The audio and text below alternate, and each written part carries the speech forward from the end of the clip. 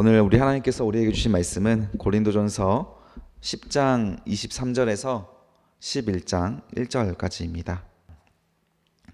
모든 것이 가하나 모든 것이 유익한 것은 아니요 모든 것이 가하나 모든 것이 덕을 세우는 것은 아니니 누구든지 자기의 유익을 구하지 말고 남의 유익을 구하라. 시장에서 파는 것은 양심을 위하여 묻지 말고 먹으라. 이는 땅과 거기 충만한 것이 주의 것임이라. 불신자 중 누가 너희를 청할 때 너희가 가고자 하거든 너희 앞에 차려놓은 것은 무엇이든지 양심을 위하여 묻지 말고 먹으라. 누가 너희에게 이것이 재물이라 말하거든 알게 한 자와 그 양심을 위하여 먹지 말라.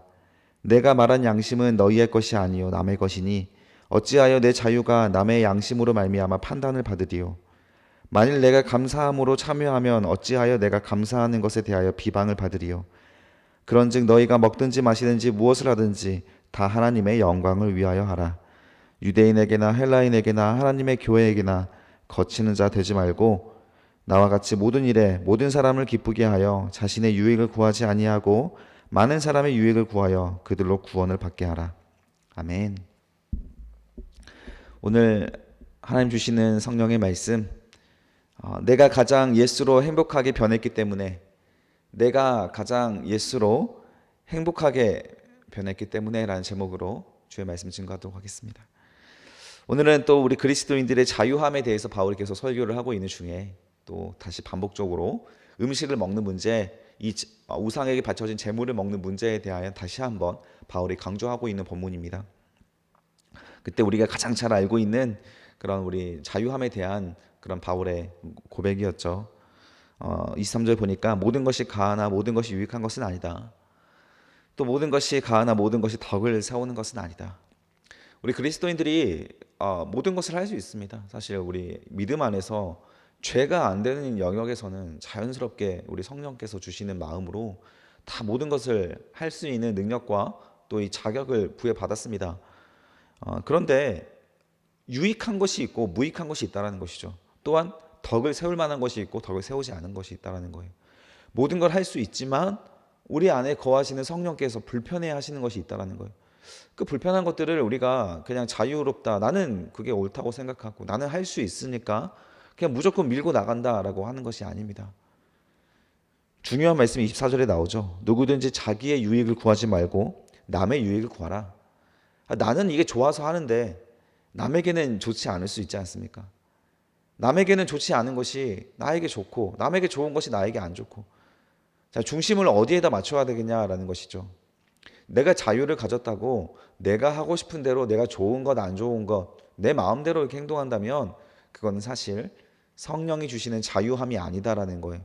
자기 중심적인 삶이라는 것이죠. 많은 성도님들이, 그리스도인들이 우리 역사적으로 이런 자기 중심성과 또 이 자유함에 대해서 많이 혼돈했었습니다. 그래서 자꾸 우리 기독교가 무례한 기독교가 되었어요. 무례함. 우리는 예수를 믿는 사람으로서 다른 종교인들에게나 또 예수를 알지 못하는 자들에게 얼마나 편협하고 이 교만한 자들로서 불편하게 세상을 만들어 왔는지, 그런 역사도 있었고 지금도 뭐 그런 경우들이 많이 있다라는 것이죠. 내가 할 수 있다고 모든 것을 할 수 있다면 우리의 마음에 어떤 생겨나는 야망이나 우리들의 개인적인 이기심 때문에 일어나는 일들이 굉장히 많이 있습니다. 그런 일들조차 자유롭게 할 수 있는가? 성령이 정말 그거를 원하는가? 그렇지 않다라는 것을 지금 바울이 말하고 있다는 것이죠. 중심을 어디에다 삼아야 됩니까? 남의 유익에 삼아야 되는 거예요. 내 기분이 아니라 남의 기분에 삼아라. 이런 말을 하고 있는 거예요.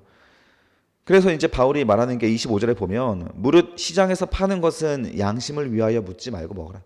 당시에는 많은 이제 이방 제사들이 있었기 때문에 그 굉장히 많은 그 음식들이 시장에 나와서 그 제사 드렸던 음식들을 다시 내다 팔았었습니다. 따라서 이 제사에 드렸던 물건인지 아니면 이게 제사에 안 드린 음식인지를 구분이 안 되는 거예요. 그래서 자꾸 우리 성도님들이 가서 물어봤다라는 거예요. 이거 제사 드린 음식입니까? 아닙니까?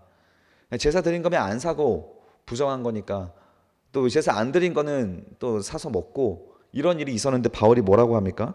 양심을 위하여 묻지 말고 먹어라. 그냥 믿음이 약한 성도들 같은 경우에는 이게 자기 마음속에 자유함이 없기 때문에 재물에 바친 음식을 먹으면 부정한 것을 먹는 것처럼 굉장히 불편했던 사람들이 있다라는 거예요. 근데 그래서 굳이 이걸 물어보고 사면 마음이 불편한 양심이 약한 사람들, 아직 신앙이 약한 사람들은 여전히 이런 관습 때문에 불편한 것이 있어서 그런 그 음식을 먹는 게 불편하니까 나는 괜찮아요. 나는 믿음이 있으니까. 나는 그 재물에 바쳤던 음식이라도 자유함이 있으니까 먹을 수 있어도 양심이 아직 거리낌이 있는 사람들은 불편할 수 있으니까 그냥 물어보지 말고 구입을 하라는 거예요.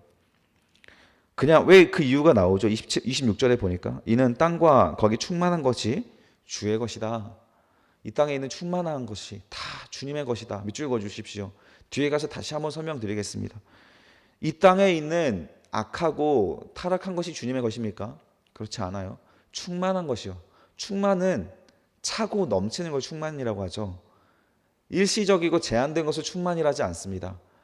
영생에 관한 것, 영원한 것, 아무리 써도 넘치는 것, 이걸 우리는 충만이다 하지 않습니까? 가득 채워져 있는 것, 빈틈이 없는 상태, 이 상태가 충만한 거잖아요. 그 충만한 것이 바로 주님의 것이다라는 거예요. 이 주님의 것이 다 이 세상에 충만하게 있기 때문에 우리가 뭐 재물에 바쳤던 음식이나 아닌 것이나 뭐 그런 건 상관없고 우리는 다 그냥 먹을 수 있으나 그래도 양심이 약한 사람들은 또 불편할 수 있지 않습니까? 그런 사람에 대해서 27절에 보니까 불신자 중에서 누가 너희를 청할 때 너희가 가고자 하거든 너희 앞에 차려놓은 것이 무엇인지 양심을 위하여 묻지 말고 먹어라. 심지어는 어떤 불신자가 우리를 초대하여서 그 재물에 드렸던 음식을 우리에게 대접을 할 수도 있다는 것이에요. 그것은 문화였으니까. 근데 우리가 그 집에 참여해서 초대를 받아서 가기로 했다면 무엇을 내놓든지 그냥 먹으라는 거예요. 심지어는 뭐 부정한 음식을 내놨을 수도 있겠죠.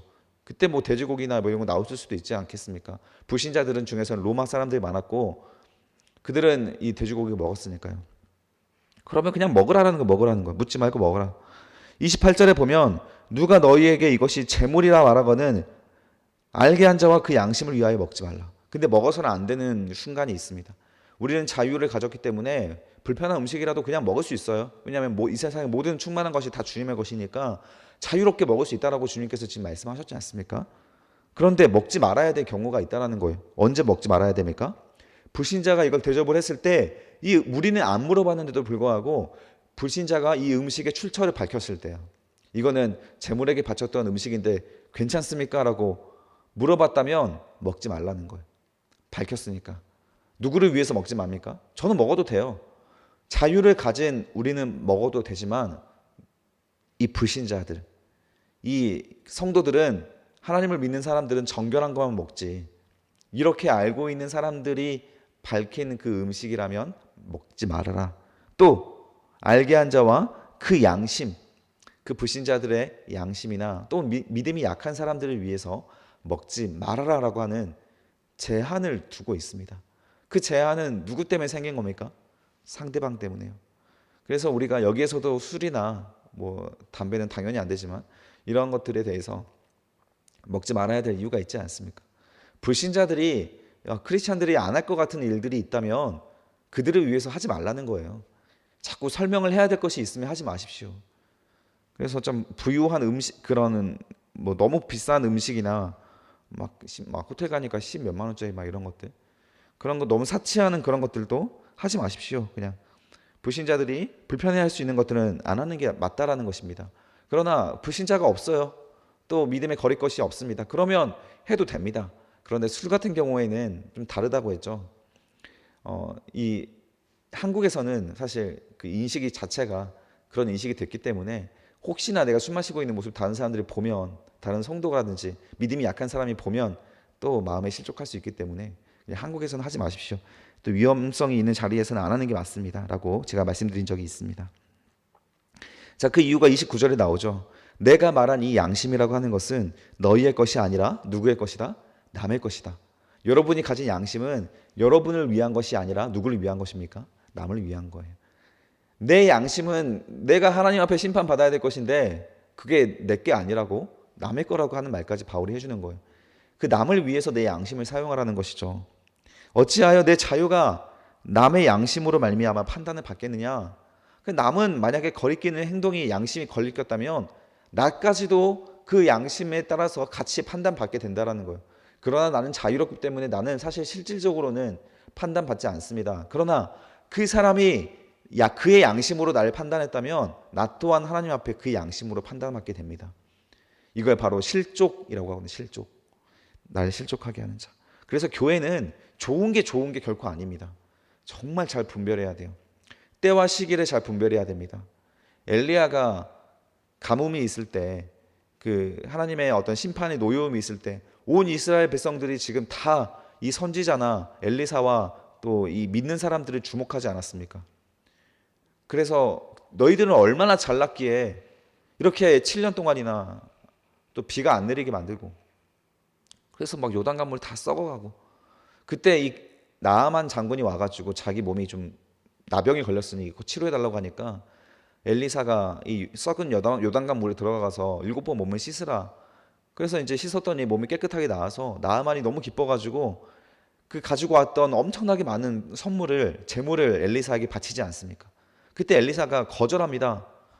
근데 그때 함께 가뭄이 와서 이 재정난에 시달리고 있었던 이걸 너무 잘 알고 있던 그의 종 게하시, 엘리사의 종 게하시가 지금 우리가 먹을 게 없는데 이게 지금 필요한데 엘리사 우리 선지자가 또 고집 부린다 생각해가지고 일단 나아만이 돌아가는 길에 이 엘리사 몰래 게하시가 나아만한테 가가지고 거짓말하지 않습니까?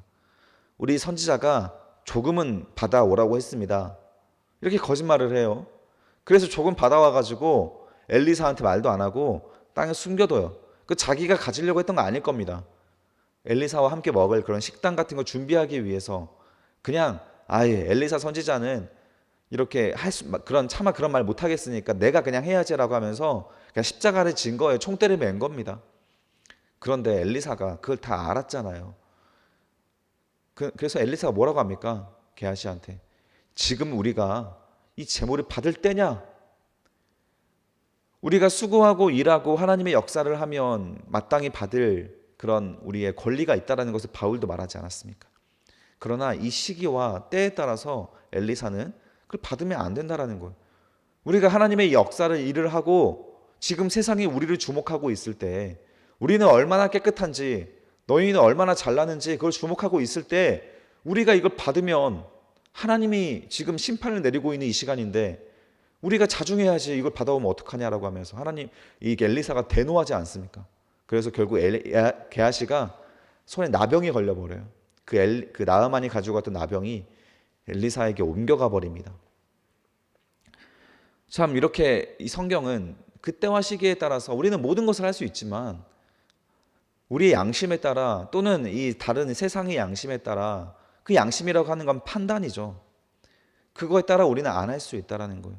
그래서 우리가 웃고 떠들고 놀고 축제하고 이런 것이 좋을 수 있습니다.